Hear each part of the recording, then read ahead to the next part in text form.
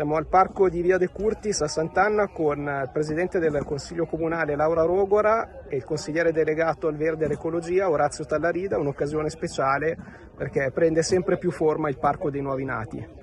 Sì, è bellissimo questo posto, colgo l'occasione per ringraziare l'allora assessore al Verde e allo sport Laura Rogora, oggi Presidente del Consiglio, perché ha iniziato questa, diciamo, tradizione per i nuovi nati, che c'è anche una delibera del Consiglio regionale in cui prevede la piantumazione per ogni nuovo nato di una pianta.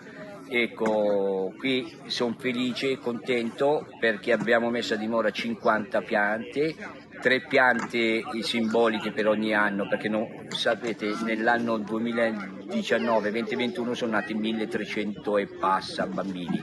Naturalmente non potevamo piantare 1300 piante, abbiamo fatto un numero simbolico per tutti e 3 anni di 50, in più una pianta per ogni anno.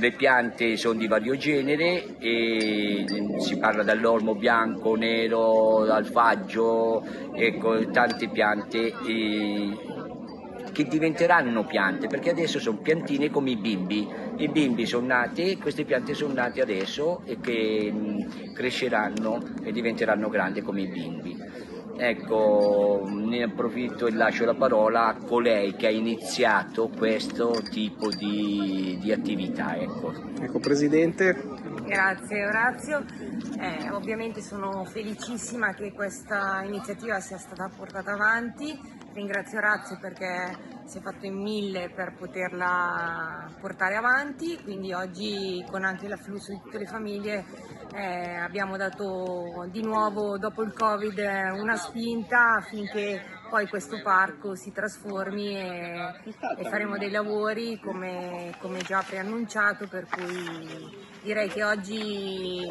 festeggiamo degnamente la festa della mamma e approfitto per fare gli auguri a tutte le mamme e anche la mia ovviamente. Grazie. Ecco, ne approfitto anche per dire che a tutti i bimbi è stato rilasciato un attestato e in più una matita in cui alla fine c'è un seme di una pianta. Ecco, non si sa che piantina è, diciamo è variegata dal basilico all'olmo. Ecco, sono contento e i bambini erano contenti, erano tante famiglie presenti.